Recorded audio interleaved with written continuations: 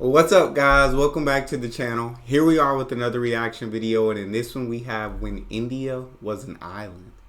I didn't know India ever was an island, but I guess I'm about to learn something new today. Before we dive into this video, however, if you'd like to support the channel by becoming a member, there's a join button down below. All you gotta do is click it and you receive exclusive benefits that I know you guys will enjoy.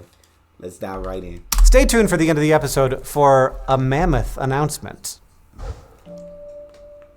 We need to talk about the biggest breakup of all time, the breakup of the supercontinent Pangaea. Around 200 million years ago, the ground split open, and the crack grew until it reached all the way across the supercontinent, eventually flooding with seawater. This seaway connected two ancient oceans together, separating Laurasia in the north from Gondwana in the south. And it also separated all the plants and animals that lived on each. This was a major fork in the road of evolution. What the F Life is became that? divided into two different groups. But they didn't lose touch forever. The subcontinent of India became a sort of island messenger between the two halves of the globe, breaking away from Gondwana and traveling 9,000 kilometers across the sea to collide with Laurasia. This journey took 35 million years, but the plants and animals that went along for the ride when India became an island eventually reunited with their long-lost northern relatives. Kind of. Because a lot can happen over that much time. And ultimately, when India smashed back into Asia, it really just traded one form of evolutionary isolation for another. When the breakup started, Gondwana was made up of what is now South America, Africa, India, Antarctica, and Australia. Africa, Madagascar, and India were once neighbors. That is until sometime around 120 to 100 million years ago, when a rift formed, breaking India and Madagascar away from Africa and isolating all the Gondwanan plants and animals living there. Then, around 90 million years ago, Madagascar split off and India was basically on its own. Now, we know that island isolation often leads to unique evolution. Think of the Galapagos, or Madagascar itself for that matter. This is allopatric speciation, where a physical barrier creates a separation that leads to new species. And during the Cretaceous period, the island of India was home to a bunch of animals that were suddenly cut off from the rest of the world. Everything from frogs, lizards, turtles, snakes, centipedes, and crocodiles, to plant-eating sauropods like the gigantic Dinosaurus, and meat-eating theropods like the two-legged Indosuchus and Rajasaurus. There were even early mammals like Gondwanatheres, an extinct group that looked kind of like big rodents. But Cretaceous life on India wasn't all an island paradise, as the subcontinent was just beginning a wild tectonic ride. It's so crazy to watch these countries shift over time. It's so crazy to think like the world used to be shaped differently, but over time it's now the world, it's become known as the world we live in today, and it's like over millions and millions of years it could be changed. That's insane to think about. First broke away, it was traveling at around 5 centimeters per year. That's already pretty fast. Today, the average plate moves at around 1.5 centimeters per year. India was so fast because it's very thin, only 100 kilometers thick compared to other plates like Africa at 300 kilometers. The gigantic plume of hot material that had emerged from the mantle and caused the initial breakup of Gondwana had also melted rock off of India's base. And then 80 million years ago, the plate accelerated to a sprint, moving at a rate of over 14 centimeters per year. This is because it was being pulled by two parallel subduction zones, where one plate slides beneath another and sinks into the mantle. One of these was in the middle of the Tethys Sea, and the other was along the coastline of Laurasia. Because they both pulled in the same direction, like two people on the same side of a tug-of-war. This yanked India northward exceptionally fast. India then sped through different climates, putting pressure on the plants and animals to adapt to new conditions or perish. Around 67 million years ago, the plate began to slide over the Reunion hotspot, fueled from below by a massive plume of magma. And the force of this plume beneath the Indian plate sped up its pace even more. It also triggered a massive volcanic eruption known as the Deccan Traps. This was a flood basalt. Erupting lava literally flooded the Earth's surface. It poured out enough lava to cover an estimated 1.5 million square kilometers, an area the size of Mongolia. This amount of lava could fill the Great Lakes nearly 50 times over. Today, that is legit insane. That much lava. It's unimaginable. It's unfathomable. Today, the remaining basalt still covers 15% of modern India.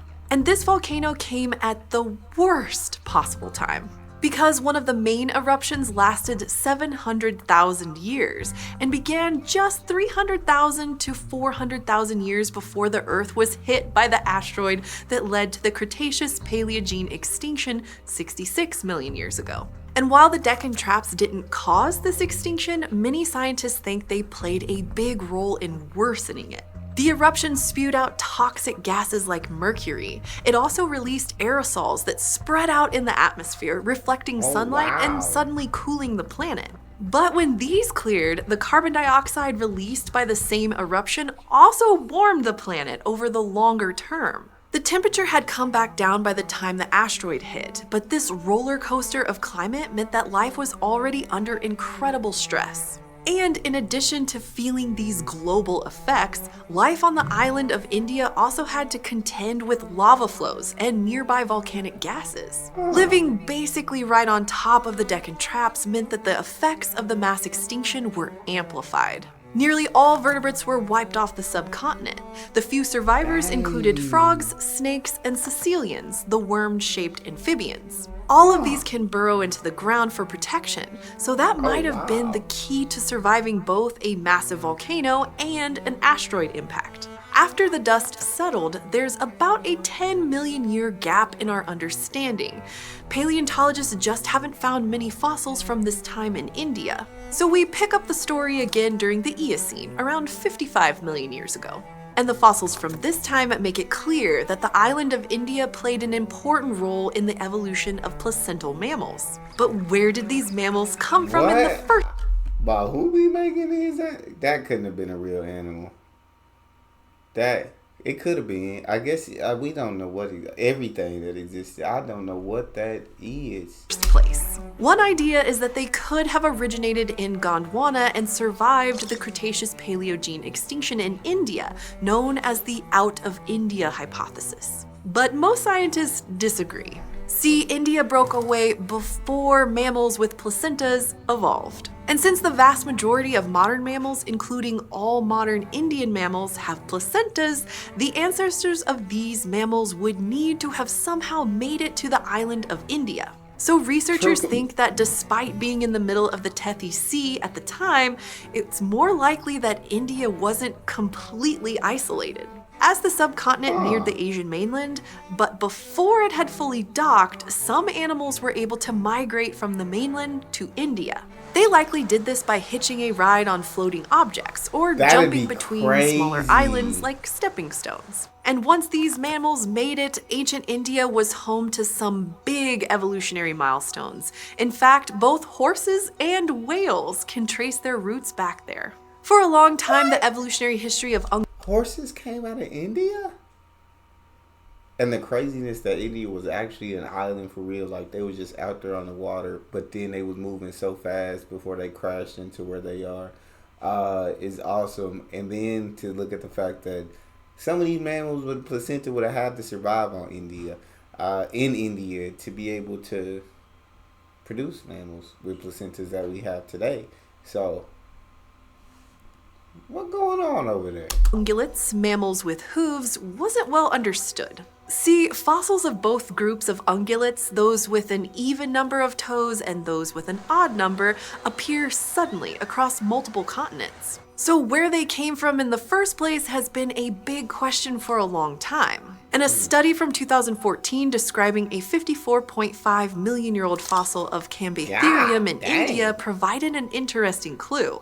This was a genus of four-legged herbivores that was an ancestor to the order of Perissodactyla, the odd-toed ungulates. Today, this order includes horses and rhinoceroses. So this entire order could have originated in India, as it was nearing a collision with Asia. But what about the even-toed ungulates, called artiodactyls? This group includes pigs, giraffes, and camels, as well as whales and dolphins known as cetaceans, who evolved from land-dwelling mammals. And Indohyus was one of these mammals. Indohyus looked kind of like a deer with a long nose and thin limbs with hooves, but it was around the size of a cat. Its fossils have been found almost exclusively in India and Pakistan, suggesting this is where cetaceans made their transition from land to sea during the Eocene. And each stage of this transition can be seen in Indian fossils. That is until 49 million years ago, when the protocetids, a group of extinct cetaceans, evolved. Then suddenly their fossils appear all over the world. Cetaceans had gained the ability to spread out from the island across the world's oceans. Dang. Their ability to swim gave them a head start in terms of spreading out from India. But the collision with Asia provided a burst of new land-based species in both directions. India fully established a connection to the mainland around 45 million years ago, which is when we see plants and animals begin migrating both out of and into the subcontinent. One of these groups was the dipterocarps, a family of trees that can grow to over 50 meters tall, and today dominate Southeast Asian rainforests. They originated in Gondwana during the mid-Cretaceous and were carried across the sea by India. And some animals, like the ungulates, originally came from Asia but continued their evolution on the island of India before dispersing out again. Others, like the blind snakes, centipedes, and caecilians, first originated on Gondwana, survived the mass extinction, and diversified in India before spreading out across Asia. That's crazy. So this big land of Gondwana that was made of different countries all spread out by the plate shifting, and now India is carrying a lot of these animals that originated in Gondwana and now carrying them over here to Asia. And these animals are evolving, of course, as time, millions of years are passing by, they're evolving. And then India runs into Asia, basically, now a part of it, and is now creating new plants, new animal species, new everything due to evolution. Very long ferry ride. And the rate at which species migrated back and forth from India to Asia continued to increase until 15 million years ago. Because while India's isolation and journey across the sea was a unique tectonic moment that led to the evolution of equally unique animals, it wouldn't be the last time geologic forces isolated India. Its collision with Asia built the tallest mountains in the world, the Himalayas. And just like oceans, mountains create barriers between groups of species, allowing them to evolve in isolation. But how the Himalayas changed the world is a story for another episode. Dang, that was a great episode. Here on Eons, we have made a number of episodes about mammoths, so I thoroughly enjoyed that episode. I think that's all they have about India being an island. I know they said they had an announcement at the end. I'm sure that's for the channel. That was an absolutely awesome episode. I feel like I got to learn a lot about the evolution of animals, but also how India took these animals from Gondwana and moved them over to Asia due to the plates moving and India moving. And India was an island at one point. It was surrounded by nothing but water, but then moved fast as I guess any land has ever moved. 14 centimeters per year, eventually crashed into Asia, created new plants, created new animals. It's pretty awesome. But that's all we have for this video. If you guys enjoyed that or learned something from it, make sure you subscribe to the channel, give the video a thumbs up, and check this video out next. See you next time.